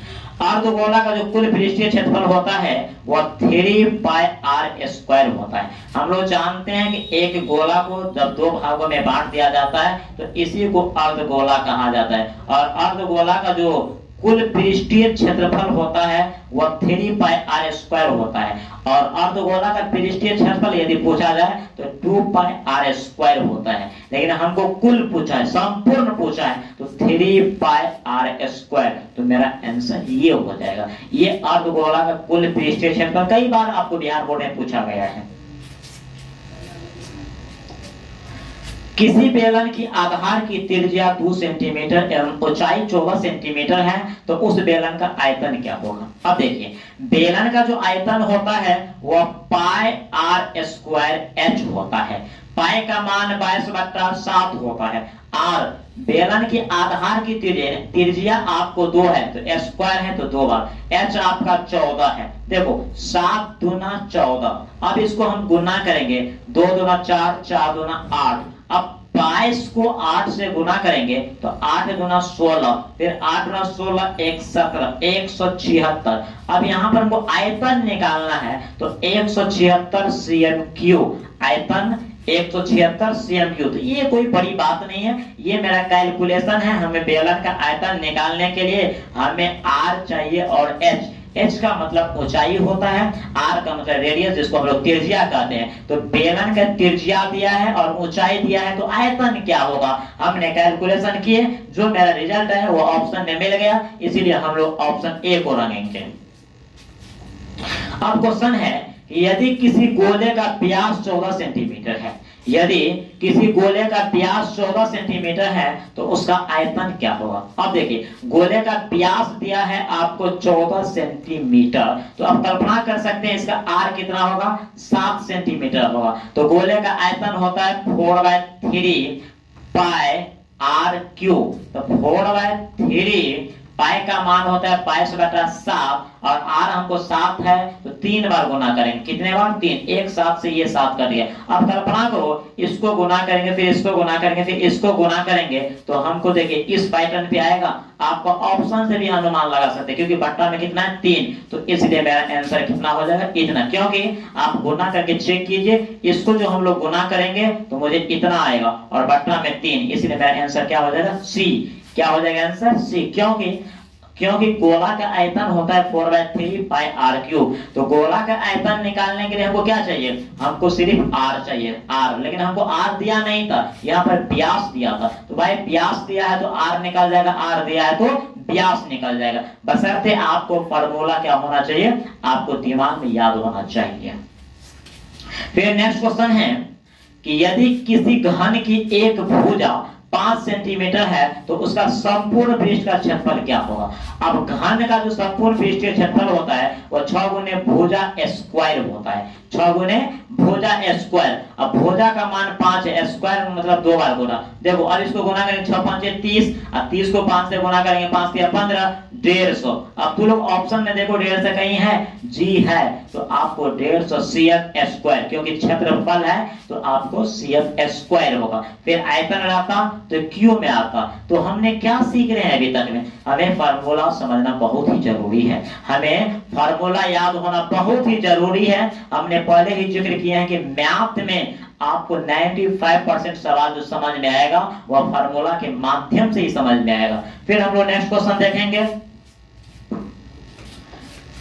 प्रथम 20 विषम प्राकृतिक संख्या का योग क्या होगा। अब प्रथम 20 विषम प्राकृतिक, जैसे 1 हुआ, ये 3 हुआ, 5 7 9, ऐसे डॉट डॉट चलता रहेगा। तो विषम संख्या जिस संख्या में 2 से भाग नहीं लगता है उस संख्या को विषम संख्या कहता है। तो प्रथम 20 विषम संख्या का डाटा लेंगे और उसका हम योगफल निकालेंगे। अगर 20 के जगह पर 30 दे दे, 30 के जगह पर 40 दे दे तो बहुत बड़ा मुश्किल हो जाएगा हमको निकालने के लिए। तो उसके लिए एक टॉपिक बनाया गया, एक चैप्टर बनाया गया जिसका नाम समांतर श्रेणी यानी एपी होता है। तो अभी ये सवाल एपी के अंतर्गत में है, तो हम लोग इसको सबसे पहले एपी मान लेंगे। तो एपी में ये ए हो गया 1 और डी हो गया आपको 2। कितने पदों का योगफल निकालना है? 20 पदों का योगफल निकालना है। तो एस एन बराबर फॉर्मूला होता है n/2 into 2a plus n-1 into d। अब बताइए जिसको ये सब पता नहीं है कि a क्या होता है, d क्या होता है, sn क्या होता है, तो ये कैसे सवाल बना सकते हैं? sn यानी n का मान 20 है, हमको 20 पदों का योगफल निकालना है, अर्थात s 20 बराबर तो n का मान 20/2, 2a का मान 1 है, n का मान 20 है -1 और d का मान मेरे को 2 है। अब इसका हम लोग कैलकुलेशन करेंगे। 20 में 2 से भाग देंगे तो हमको 10 आएगा। अब देखिए, अब अंदर में हम लोग चले जाएंगे तो 2 का 2, इसका कैलकुलेशन 2 हो गया। 20 में से 1 घटेगा 19, 19 दूना 38, यहाँ पर हमको प्लस 38 हो जाएगा। अब देखिए 10 और गुना 38 में 2 जोड़ेंगे तो 40 हो जाएगा। अब 40 को 10 से गुना करेंगे तो कितना होगा? 400। देखो तुम्हारे ऑप्शन में कहीं 400 है जी, ऑप्शन में आपको 400 है, इसलिए मेरा आंसर नंबर सी हो जाएगा। Answer number C. तो प्रथम 20 विषम संख्याओं का योगफल क्या होगा? 400। अब कल्पना कीजिए कि यही क्वेश्चन सेम टू सेम आपको बिहार बोर्ड में पूछ दिया जाए तो क्या जरूरत है हमको इतना समुद्र सुखाने का? क्योंकि इस क्वेश्चन को हम जब बार बार प्रैक्टिस में रखेंगे, प्रथम 20 विषम संख्याओं का योग क्या होगा, सीधे हम लोग जानेंगे 400, क्योंकि हम लोग कैलकुलेशन बार बार करते रहेंगे। फिर हम लोग नेक्स्ट क्वेश्चन देखेंगे, इतना का बहुलक क्या होगा? अब देखिए बहुलक हम लोग जानते हैं कि बहुलक का मतलब होता है, बहु माने होता है बहुत, बहु का मतलब समझ लेते हैं एक ट्रिक, बहुत, लक का मतलब होता है देखना। यानी इस डाटा में इस आंकड़ा में जो अंक बहुते दिखाता है उसी को हम लोग बहुलक कहेंगे, अर्थात जिसकी बारंबारता सर्वाधिक होती है उसको क्या कहा जाता है? बहुलक। जिसकी बारंबारता सर्वाधिक होती है, यानी कोई ऐसा अंक जो बार बार आते हैं वो बहुलक कहलाते हैं। तो देखिए यहाँ पर 3 कितनी बार आई है? 3 ज्यादा नजर आ रहे हैं। 3 कितने नजर है? 3 टोटल कितनी बार? 4। सबसे ज्यादा बार कौन आया? 3, इसीलिए हम लोग 3 को क्या कहेंगे? बहुलक कहेंगे। तो इसमें बहुलक क्या हो जाएगा? 3 हो जाएगा। फिर हम लोग नेक्स्ट क्वेश्चन देखते हैं, ए और बी का समांतर माद क्या होगा? ए और बी का माद या समांतर माद जो होता है a + b/2 होता है जी। आपका जितना डाटा है सभी को जोड़कर उतना से भाग देंगे, अर्थात कुल प्रेक्षणों का योग बटा कुल प्रेक्षण। कुल प्रेक्षणों का योग का मतलब क्या हो? जैसे हम यहाँ पर देख लेते हैं 1 है, 2 है, 3 है, 4 है, 5 है। इसका बोलेगा माद निकालने के लिए तो सभी को हम लोग क्या करेंगे? सभी को जोड़ देंगे, 1 2 3 4 5 और हम 5 से भाग देंगे। तो इसी को कहता है कुल प्रेक्षणों का योग बटा कुल प्रेक्षण। इसी को एवरेज या औसत या माद कहा जाता है। तो हमने यही पढ़े कि ए और बी का समांतर माद यानी a + b/2 होगा। तो हमारा लॉग किसको करेंगे? हम लोग इसको लॉग करेंगे। अब है किसी बारंबारता सारणी का माद और बहुलक क्रमशः इतना है तब माध्यिका होगी। अब देखिए क्वेश्चन बहुत ही अच्छी क्वेश्चन दिया गया। यहाँ पर हम लोग एक फार्मूला पढ़े थे, क्वेश्चन पढ़े थे हम लोग फार्मूला में 3 माध्यक बराबर हम लोग पढ़े थे बहुलक +2 माद। अब ध्यान दीजिए, या ये माध्यक हम लेंगे 3 उसके नीचे में जाएगा, माध्यक बराबर बहुलक +2 माद / 3। अब हमको यहाँ पर चेक करना है कि बहुलक कितना दिया है और आपको माद कितना दिया है। पहले माद लिखा गया है तब बहुलक लिखा गया है। तो माद का मान 28 है और बहुलक का मान 16 है। अब देखो हम बहुलक 16 लिखेंगे और 2 × 28 माद लिखेंगे अपॉन 3। 16 28 × 56/3 3। इसको हम लोग जोड़ेंगे तो 6 6 12 और 5 1 7, यानी 72/3। 72 में 3 से भाग देंगे 24 दिया 72। अब ऑप्शन में देखिए कहीं 24 दिया गया है जी, ऑप्शन में 24 दिया गया है, option number C, option number C. तो ये आपको फार्मूला पता होना चाहिए जी, ऑब्जेक्टिव आपको एग्जाम में बन जाएगा। 30 से 35 मिनट के अंदर में आपका 50 ऑब्जेक्टिव बनेगा। इसके लिए आपको थोड़ा सा स्ट्रगल करना पड़ेगा, यानी बार बार क्वेश्चन को दिमाग पे रखना पड़ेगा जी। एक एक दिन आपके लिए बहुत ही हीरे की तरह कीमती है, इसलिए आप दिन को, समय को, सेकंड को, हर पहलू पर आप विशेष ध्यान दीजिए। फिर नेक्स्ट क्वेश्चन देखिए, 2 7 4 5 1 का माध्यिका है, इसका माध्यिका क्या होगा? इस तरह का जब भी आपको सवाल आएगा, इस तरह का जब भी आपको सवाल आएगा, तो सबसे पहले आप उसको बढ़ते या घटते क्रम में लिखिएगा इस आंकड़े को।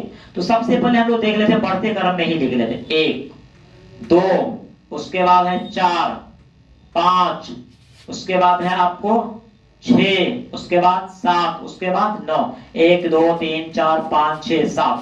n का मान कितना निकला? 7। और 7 क्या है? विषम संख्या है। ध्यान देंगे मेरे प्रिय मित्रों, जब आपको n बराबर विषम संख्या आ जाएगा तब हम लोग निकालेंगे माध्यक बराबर, या उसी को माध्यिका कहते हैं। माध्यक बराबर n+1/2, n+1/2 वहां पद अर्थात n का मान 7 + 1/2। अब देखो 8/2 = 4, चौथा पद। कौन सा पद? चौथा। अब हम काउंटिंग करेंगे इसमें, 1 2 3 4, 4 नंबर पे 5 आया है, 1 2 3 4। देखो इधर से भी 4 नंबर पर और इधर से भी 4 नंबर पर कौन सा डिजिट है? 5। तो मेरा 5 यहाँ पर माध्यक हो जाएगा, यानी बढ़ते या घटते क्रम में सबसे पहले हम सजाएंगे, उसके बाद हम काउंटिंग करेंगे।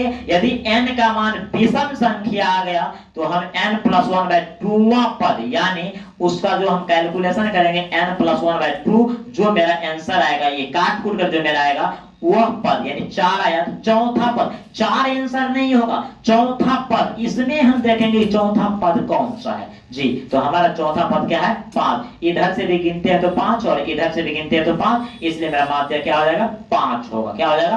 5। यदि सम संख्या होगा तब क्या करेंगे? सम संख्या क्या होगा? यदि सम संख्या हो तब क्या करेंगे? तब हम n का आधा निकाल के और वह मान और आगे वाले मान को लेकर जोड़ के 2 से भाग देंगे। तो वह क्वेश्चन आपको अगले सेट में आएगा, वहां विस्तार से बताएंगे। निम्नलिखित में से कौन सी संख्या एक घटना की प्रायिकता नहीं हो सकती है? ध्यान दीजिए। अब हम लोग पढ़े थे कि निश्चित घटना जो होता है, निश्चित घटना, इसका प्रायिकता 1 होता है। फिर हम लोग पढ़े थे अनिश्चित घटना। अनिश्चित घटना जो होता है उसका प्रायिकता 0 होता है, और दोनों का योग कितना होता है? 1। यानी निश्चित घटना और अनिश्चित घटना की प्रायिकता क्या होता है? 1, यानी प्रायिकता का योगफल 1 होता है। निश्चित घटना का प्रायिकता और अनिश्चित घटना का प्रायिकता का योगफल 1 होता है, 1 से बड़ा कभी नहीं हो सकता है। तो आपका ऑप्शन ये दिया है कि निम्न में से कौन प्रायिकता नहीं हो सकता है, तो आप यहाँ पर थोड़ा सा देख लीजिए। सबसे पहले तो हम इसी को रिमांड करें, क्यों? ये 1 से बड़ा है, ये 1 से बड़ा है। हमारा सिस्टम ये बता रहा है, मैथमेटिक्स ये बता रहा है कि प्रायिकता का योग अधिकतम 1 होता है, 1 से बड़ा नहीं। तो हम तो सबसे पहले इसी को गेस करें, क्यों? ये 1 से छोटा ये प्रायिकता होगा। 25% है, 25% को हम लोग तोड़ेंगे तो 25/100, 25 से 25, 25 चौका 100। इसको हम लोग दशमलव में लाएंगे तो 0.25 निकलेगा। ये भी आपको प्रायिकता हो सकता है। 3/5 में हम लोग भाग देंगे तो 0.5 ये आएगा, ये भी प्रायिकता हो सकता है। तो मेरे को ऑप्शन तो यही होना चाहिए आंसर ना, क्यों? कि 1 से बड़ा नहीं होगा, 1 से छोटा होगा। क्या समझे हम लोग? प्रायिकता का अधिकतम मान 1 होता है, इसलिए हमारा ऑप्शन नंबर 1 होगा। क्यों? कि वह 1 से बड़ा है, वह 1.5 अर्थात 1.5 है। समझ में आ गया ना? इसीलिए चलिए नेक्स्ट क्वेश्चन। निश्चित घटना की प्रायिकता क्या होती है? अभी हम लोग बात किए, निश्चित घटना का प्रायिकता 1 होती है। निश्चित घटना की प्रायिकता कितनी होती है? 1। निश्चित घटना की प्रायिकता कितनी होती है? 1 होती है। 9 cm त्रिज्या वाले एक ठोस गोले को पिघलाकर एक ठोस बेलन बनाया गया जिसकी त्रिज्या 9 सेंटीमीटर है, तो बेलन की ऊंचाई क्या होगी? हमने इससे पहले आप लोगों को जब मेंसुरेशन पढ़ा रहे थे तो बताए थे कि बेलन को गोला बनाएगा, गोला को बेलन बनाएगा, शंकु को बेलन बनाएगा, यानी ए से बी, बी से ए। जब अपने वास्तविक स्थिति को खो देगा, यानी एक से पदार्थ से दूसरे पदार्थ में जब कन्वर्ट किया जाएगा, तो उस समय में उस तरह का जब सवाल आएगा तो हम दोनों का आयतन निकालेंगे। जैसे यहाँ पर है गोला को क्या बना दिया है? बेलन बना दिया है। अब देखिए इस तरह का जब भी क्वेश्चन आता है तो जिसने कन्वर्ट किया है उसका एक मान छुपा लेता है। जैसे गोला को पिघलाकर बेलन बनाया है तो बेलन का ऊंचाई यहाँ पर छुपा लिया है, तो हमको गोला का त्रिज्या और बेलन की त्रिज्या दोनों सेम है। इस कंडीशन के सवाल को हम दोनों का वॉल्यूम निकालेंगे, आयतन निकालेंगे। तो गोला का आयतन होता है 4/3 पाई आर क्यूब, बेलन का आयतन होता है पाई आर स्क्वायर एच। देखिए पाई दोनों तरफ है, कैंसिल हो गया, 4/3 आर क्यूब, 3 गो आर होगा। इधर भी देखिए 9 गुने 9, 9 गुने 9 गुने एच। देखिए ये दोनों कट गया इधर से, 3 तिया 9, 4 तिया 12 बराबर एच, यानी एच का मान कितना आएगा? 12। हमारा क्या कितना निकल जाएगा ऊंचाई? ये 12 निकल जाएगा। देखो गोला को बेलन बनाया गया है या बेलन को गोला बनाया गया, तो इस कंडीशन में किसी एक का मान छुपाएगा, तो अधिकतर गोला से बेलन ही आता है। तो इस कंडीशन में जब भी आपको ऐसा सवाल आएगा तो आप निफिकिर होकर एकदम कॉन्फिडेंस लेवल को बढ़ाकर आप दोनों का आयतन बढ़ा कीजिएगा, यानी दोनों का आयतन बराबर कीजिएगा, और उसके बाद कैलकुलेशन करने के बाद जो आपको प्राप्त करना है वो निकल जाएगा। तो इस कंडीशन से मेरा आंसर ए होता है। यदि a और b आभास संख्या है तो a और b का मौसम क्या होगा? मान लेते हैं कि 3 भी एक आभास संख्या है, 5 भी आभास संख्या है, 7 भी आभास संख्या है, 11 भी आभास संख्या है। तो a और b आभास संख्या है तो a और b का मौसम क्या होगा? हम किसी दो का ले लेंगे। जैसे 3 का हम लोग किसी भी विधि से महत्तम निकाल सकते हैं, 1 गुने 3, फिर 5 है तो 1 गुने 5। देखिए हमारा महत्तम कितना आ रहा है? 1। तो दो आभास संख्याओं का महत्तम कितना होता है? 1 होता है, इसलिए मेरा आंसर क्या हो जाएगा? 1 हो जाएगा। अब इसी क्वेश्चन को बार बार हम बनाते रहेंगे, सेम टू सेम मिल जाएगा, तो क्या जरूरत समझने का, लेकिन समझना बहुत जरूरी है क्योंकि दो आभास संख्या। अब आभास संख्या क्या होता है? जिस संख्या का केवल 2 गुणनखंड होते हैं उसे आभास संख्या कहते हैं। जिस संख्या केवल 2 गुणनखंड हो उसे आभास संख्या कहते हैं। तो दो आभास संख्या का मौसम कितना होगा? 1। जैसे 7 11 के ले लो, आप 7 का ही ले लो, 1 गुने 7, 11 के ले लो, 1 गुने 11, आपको कितना आ रहा है? 1। तो दो आभास संख्याओं का मौसम कितना होता है? 1। आपको क्वेश्चन ये भी पूछ सकता है दो आभास संख्या के बीच का अंतर कितना होता है? इसका बीच का अंतर देखिए कितना होता है। 7 के बाद आपको दो आभास संख्याओं का अंतर क्या होता है? तो अब ये जरूरी नहीं है, जैसे 7 के बाद 11 है, 11 के बाद 13 होगा, 13 के बाद 15 आएगा, 15 एक आभास संख्या नहीं है क्योंकि इसका 2 से अधिक गुणन है। तो इस तरह से क्वेश्चन सेट तब नहीं होगा। तो आपका क्वेश्चन यहाँ पर ये है कि दो आभास संख्या ए और बी यदि आभास संख्या है तो इसका मौसम क्या हो? मौसम 1 होगा। भाज ए और भाजक बी के लिए ए बराबर बी गुने क्यू प्लस आर में शेषफल आर के लिए संबंध सही है। हम लोग पढ़े थे यूक्लिड विभाजन में ए बराबर बी गुने क्यू प्लस आर, जहां पढ़े थे जहां 0 से बड़ा होगा आर या बड़ा, 0 से बड़ा होगा आर या बराबर, या आर से बड़ा होगा बी। इसका मतलब समझिए, हमारा जो शेषफल निकलेगा वह 0 निकलेगा। हमारा जो शेषफल निकलेगा, शेषफल को हम आर कहते हैं, हमारा जो शेषफल निकलेगा वह 0 निकलेगा या 0 से बड़ा निकलेगा। फिर दूसरा मेरा था कि मेरा जो ये शेषफल है वो b से छोटा निकलेगा, यानी हमेशा b बड़ा होगा। तो आपका मेन कंडीशन है कि 0 से बड़ा होगा r या बराबर होगा, और r से बड़ा होगा b। तो इस तरह का ऑप्शन आप तलाशिए कहां है? 0 से बड़ा r या बराबर, 0 से बड़ा r या बराबर और r से बड़ा b। तो ऑप्शन नंबर सी आपको आ रहा है। इसका मतलब क्या होता है? इसका मतलब समझिए आपको, जैसे हम लोग 5 में भाग देते हैं 3 से, 3 का 3 2, यहाँ पर r का मान 2 निकल गया। तो देखो 0 से बड़ा है ना, तो 0 से बड़ा है तो, लेकिन फिर हम 2 से भाग देते हैं 4 में, 2 दूना 4, हमको देखो शेष क्या निकल गया 0। तो हमने क्या पढ़े, हमारा जो शेषफल निकलेगा वह 0 निकलेगा या 0 से बड़ा निकलेगा। दूसरा कंडीशन क्या है, दूसरा कंडीशन जो मेरा है वह r जो है b से हमेशा छोटा होगा। जैसे देखिए यहाँ पर r 2 है तो b कितना है 3, r यहाँ पर 0 है तो b कितना है 2। तो आप लोग समझ गए होंगे कि a बराबर b गुने q प्लस r में शेषफल जो है वो 0 निकलेगा या 0 से बड़ा निकलेगा। और दूसरी बात r जो है वो b से छोटा होगा, इसलिए मेरा आंसर क्या हो जाएगा, c हो जाएगा। द्विघात समीकरण इतना के मूलों की प्रकृति होगी। देखिए अब मूलों की प्रकृति का मतलब होता है इसको जांच करना है इसका शून्य निकलेगा या नहीं निकलेगा। तो हम लोग पढ़े थे विवेचक, क्या पढ़े थे, विवेचक, जिसको हम लोग पढ़े थे d। तो विवेचक बराबर होता है b² माइनस 4ac। तो अब द्विघात समीकरण मेरा है b² माइनस 4ac, b का मान मुझे माइनस में है तो b² माइनस 4a और c का मान आपका 7 है। देखो माइनस का स्क्वायर प्लस होता है 36 और 4 दूना 8 और 8 सत्ते 56। देखो ये माइनस में है और ये प्लस में, 6 में से 6 जाएगा 0 हो जाएगा और 5 में से 3 जाएगा 2 यानी माइनस 20। हमने 3 नियम पढ़े थे यहाँ पर विवेचक में, 3 नियम पढ़े थे कि पहला नियम मेरा ये था यदि d इक्वल टू 0, अगर d मेरा 0 निकल जाता है तो मूल वास्तविक और समान होता है। जब आपको दूसरा नियम हम पढ़े थे कि d यदि 0 से बड़ा निकलता है तो मूल वास्तविक और असमान होता है। और तीसरा हम पढ़े थे कि d यदि आपको 0 से छोटा, क्योंकि माइनस में है, जब आपको d यानी विवेचक माइनस में निकल जाएगा तो मूल का अस्तित्व नहीं है।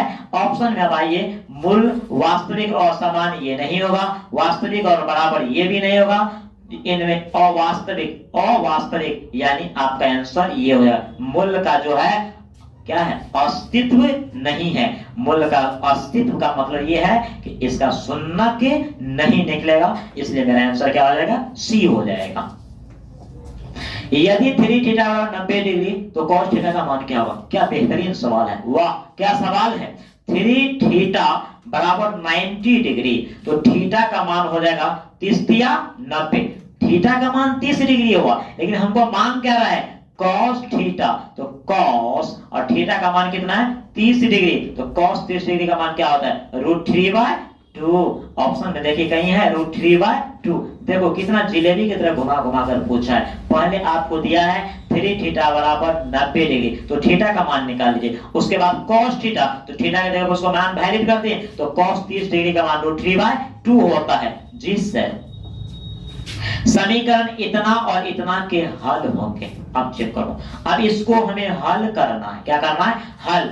x प्लस y बराबर 14 है, फिर है x माइनस y बराबर 4 है। हम लोग पढ़े थे लीनियर इक्वेशन में, यानी दो चर में रैखिक समीकरण में हम लोग पढ़े थे कि समीकरण को प्रतिस्थापन विधि से हल किया जाता है, समीकरण को लुप्तीकरण विधि से हल किया जाता है, समीकरण को वर्गगुणन विधि से हल किया जाता है। तो हमें यहाँ पर ये नहीं कहा था कि हल करके इस विधि से देख ले, सिर्फ हमको ये कहा जा रहा है कि इसका जो एक्स वाई का मान है वो कौन सही है। तो हम किसी भी विधि से निकाल सकते हैं। देखो एक प्लस में एक माइनस में हम लोग पढ़े थे समीकरण को काटने का नियम कि जब आपको चर का संख्या बराबर हो और दोनों का चिन्ह सेम हो तो माइनस करेंगे, यदि चर की संख्या बराबर हो और अल्टरनेट आपको चिन्ह हो तो जोड़ देंगे। हम यहाँ पर जोड़ रहे हैं तो जोड़ने के क्रम में एक गो x 2 गो x होगा, ये दोनों कट जाएगा, 14 4 18 होगा, 2 नंबर 18, x का मान 9 आ गया। x का मान कितना है 9।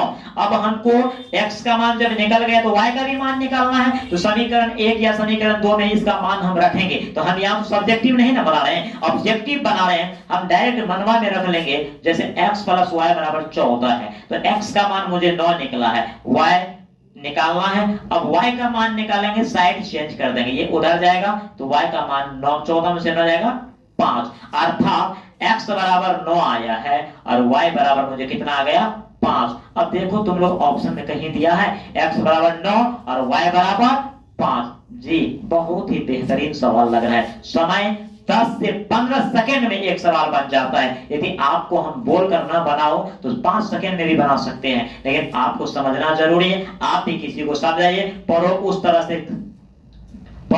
उस तरह से जैसे हम किसी को भी पढ़ा सकते हैं। तो कोई किसी से कम नहीं है, क्योंकि आपको भी भगवान 2 बाजू दिए हैं और बाजू में हर इंसान को ताकत दिए हैं जी, किसी से कम नहीं है। जब तक तोड़ेंगे नहीं तब तक छोड़ेंगे नहीं। आइए, द्विघात बहुपद के कितने हल होते हैं? द्विघात बहुपद के हरे वाई द्विघात बहुपद ax² plus bx plus c, जहां हम लोग a डज नॉट 0 लिखते हैं। देखिए, ये द्विघात बहुपद का स्टैंडर्ड फॉर्म होता है, ये व्यापक रूप होता है। तो द्विघात बहुपद हो चाहे द्विघात समीकरण हो, तो द्विघात बहुपद के कितने हल होते हैं? अधिकतम पावर 2 है, इसलिए इसका अधिकतम शून्य कितना होगा? 1। यहीं पे पूछ लेगा रैखिक बहुपद का अधिकतम पावर 1 होता है, तो 1 शून्य होता है। यहीं पे पूछ लेगा त्रिघात बहुपद ax³ plus bx² plus cf plus d, अधिकतम पावर 3 है तो 3 शून्य। रैखिक बहुपद के 1 शून्य, द्विघात बहुपद के 2 शून्य और त्रिघात बहुपद के 3 शून्य। फिर नेक्स्ट क्वेश्चन, एक रैखिक समीकरण का घात होता है। अभी तो मैं बात किया था रैखिक समीकरण ax प्लस b = 0। एक रैखिक समीकरण का घात होता है, तो जिस समीकरण का अधिकतम पावर 1 होता है उसे रैखिक समीकरण कहा जाता है। जिस समीकरण का अधिकतम पावर 2 होता है उसे द्विघात समीकरण कहा जाता है, और जिस समीकरण का अधिकतम पावर 3 हो उसे त्रिघात कहा जाता है। तो यहाँ पर क्वेश्चन है एक रैखिक समीकरण का घात, तो एक रैखिक समीकरण का अधिकतम घात 1 होता है। मूल बिंदु का नियामक होते हैं, लो बाबू लो, मूल बिंदु का नियामक लो 0 0 होता है। मूल बिंदु का नियामक क्या होता है? 0 0। जी, बचपन से पढ़ते आते हैं कि मूल बिंदु का नियामक 0 0, अर्थात x का भी मान 0 होता है और y का भी मान 0 होता है। ये ओरिजिन बिंदु ये x होता है, ये x डैश होता है, ये y होता है और ये y डैश होता है। यहाँ पर x का मान भी 0 होता है और y का भी मान क्या होता है? 0, अर्थात x भी 0 होता है और y भी क्या होता है? 0।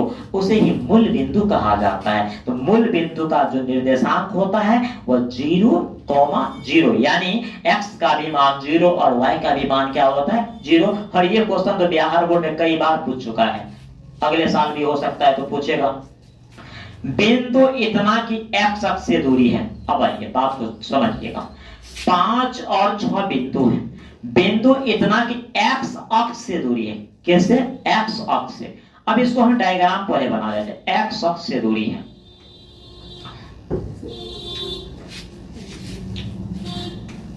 ये आपको x अक्ष हो गया, ये x डैश हो गया, ये y हो गया और ये आपको y डैश। x का मान 5 है, 1 2 3 4 5 मान लेते हैं, और y का मान 6 है, यहीं से जाएंगे 1 2 3 4 5 6। देखो इस तरह से बिंदु बनेगा 5, 6। सुनो, बिंदु इतना की x अक्ष से दूरी है। हम x से किधर जा रहे हैं? y की तरफ। x से किधर जा रहे हैं? y की तरफ। तो x से y की तरफ कितना गए हैं? 1 2 3 4 5 6। y का मान कितना है? 6, तो 6 जाना पड़ेगा। और y से x कितना जाएंगे? 5 है, तो 1 2 3 4 5, यानी यहां पर 5 और 6 है ना, तो x से हम लोग जाएंगे y की तरफ 6 कदम और y से हम लोग जाएंगे x की तरफ 5 कदम। तो मेरा क्वेश्चन यहां पर ये है कि बिंदु इतना की x अक्ष से दूरी क्या होगा? तो x से y का मान कितना है? 6, तो हम यहां पर 6 लगाएंगे। यदि क्वेश्चन आ जाएगा कि बिंदु इतना की y अक्ष से दूरी है, तो y से x और x से y। क्यों? क्योंकि हम लोग पढ़े थे x अक्ष से किसी बिंदु का दूरी क्या कहलाता है? y निर्देशांक। ध्यान देना, y अक्ष से किसी बिंदु का दूरी क्या कहलाता है? x निर्देशांक। तो x से पूछा तो y और y से पूछा तो x। बिल्कुल घबराने की जरूरत नहीं है, जरा सा भी नहीं। चलिए फिर next question, sine 60 degree cos 30 degree plus cos 60 degree sine 30 degree का मान क्या होगा? अब देखिए, साइन 60 डिग्री इंटू है cos 30 degree plus cos 60 degree, उसके बाद sin 30 डिग्री। sin 60 का मान होता है √3/2, और जिसको माने याद नहीं वो क्या करेगा, तबला बजाएगा। cos 30 का मान होता है √3/2, cos 60 का मान 1/2, sin 30 का मान 1/2, √3 को √3 से गुना करेंगे 3, 2 दूना 4, 1 को 1 से गुना करेंगे 1, 2 दूना 4, इसको भिन्न जोड़ करेंगे तो 4/4, 4 में 4 से भाग देंगे 1। सर्च करो गूगल पे 1 कहां है जी, यहाँ पर देखिए 1 है, यहाँ पर 1 है, इसीलिए मेरा आंसर यही होगा। समझ में आ रहा है? आपका जरूरत क्या है, आपका जरूरत है मान याद है। क्या जरूरत है मेरे दोस्तों, आपको याद करना है मान। आपका पिताजी नहीं याद करेगा क्योंकि आप एग्जाम देंगे, इसीलिए इस बात को समझिए। हम थोड़ा ज्यादा बोल देते हैं। निम्नलिखित में कौन सा भिन्न का दशमलव प्रसार शांत होगा? आप लोग भी बोलते हो सर इतना क्यों बोलते हैं, क्या अभी जवान जाने तो बोलना क्या गुनाह है जी? बोल सकता हूँ, आप लोग भी बोलिए। निम्नलिखित में कौन सा भिन्न का दशमलव प्रसार शांत है? मेरे दोस्तों हम लोग पढ़े थे कि किसी क्या कहता है, निम्नलिखित में कौन सा भिन्न का दशमलव प्रसार शांत है। हम लोग पढ़े थे कि जैसे कोई परिमेय संख्या दिया है तो उसको मैं p/q के रूप में मानूंगा, और उसके बाद q का क्या करूंगा, q का गुणन खंड करूंगा, और q का गुणनखंड में यानी q का गुणनखंड में 2 का पावर m और 5 का पावर n इस फॉर्म में आ जाएगा तो हम समझ जाएंगे वो परिमेय संख्या शांत है। यदि इस फॉर्म में नहीं आएगा, इस फ्रेम में नहीं आएगा तो हम समझेंगे अशांत है। क्यों? नीचे वाले को गुणनखंड करेंगे। एक बार और सुनो, सबसे पहले परिमेय संख्या जो हमको दिया होगा उसका नीचे वाले ने हर को, यानी नीचे वाले मतलब हर को गुणनखंड करेंगे, और गुणनखंड में 2 का पावर आना चाहिए और 5 का पावर आना चाहिए। मान लेते हैं 2 का भी पावर आ गया और 5 का भी पावर आ गया और अदर संख्या भी आ गया तो वह अशांत होगा। शांत होने के लिए केवल 2 और 5 चाहिए। अब ये शांत क्या होता है, शांत का मतलब समझिए क्या होता है। जैसे 3 में हम लोग 5 से भाग देते हैं तो हम लोग दशमलव देंगे, यहाँ पर 0 देते हैं, 5 छक्का 30। ये दशमलव के बाद भी पूरा पूरा कट जाता है तो इसको शांत कहते हैं। लेकिन जब हम लोग भाग देंगे जैसे 7 से, दशमलव ये 0, 7 चौका 28, 2 0 डालेंगे, 7 दूना 14, ये आ गया 6। फिर इस तरह से कटेगा, यानी बार बार आता ही रहेगा तो उसको अशांत कहा जाता है। तो हमको चेक करना है यहाँ पर निम्न में से शांत कौन है, निम्न में से शांत कौन है। तो चलते हैं आप लोग के सामने में शांत कौन है। देखिए 7/1 17 है, 17/105 है, 77/210 है, इतना बटा इतना है। इसे कौन चेक करेंगे? तो सबसे पहले देखिए आप इसको गुणनखंड कीजिए। इसको क्या करना है? गुणनखंड करना है। जैसे आपको 3/160 दिया है, इसको p/q मान लेंगे। अब हम 160 को गुणनखंड करेंगे, 2 8 16 0, 40 गुना 80, 20 गुना 40, 10 गुना 20 और 2 5 10। देखो अब आप थोड़ा सा गेस करो, गेस ये करना है कि निम्नलिखित में कौन सा भिन्न का दशमलव प्रसार शांत है। हमको A B C D दिया, D में इनमें से कोई नहीं है, इनमें से सभी ये नहीं दिया गया, और हमने चेक किए तो हमको लगा D ये शांत है। क्यों हमको लग रहा है शांत है, क्यों लग रहा है सो हम आपको बता रहे हैं शांत क्यों लग रहे हैं। यहाँ पर सबसे पहले हम मान लेंगे लेफ्ट 3/160 बराबर p/q। 160 को हम लोग गुणनखंड करेंगे, नहीं कुछ तो 1, नहीं कुछ तो 1, p/q। ध्यान दीजिएगा। अब यहाँ पे हम लिखेंगे q, लिखेंगे यहाँ पर चूंकि q बराबर 2 का पावर m गुने 5 का पावर n इस नियम का पालन करता है, इसीलिए 3/160 क्या है, शांत है। जब मेरे को यही शांत हमको निकल गया, जब हमको यही शांत निकल गया तो इसका मतलब है ये सब अशांत निकलेगा। क्यों?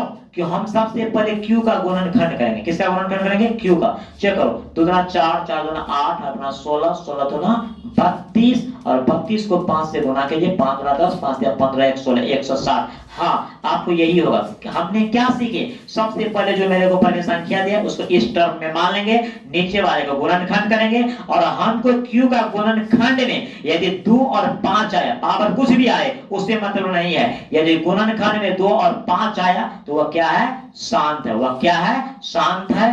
तो अब हम इससे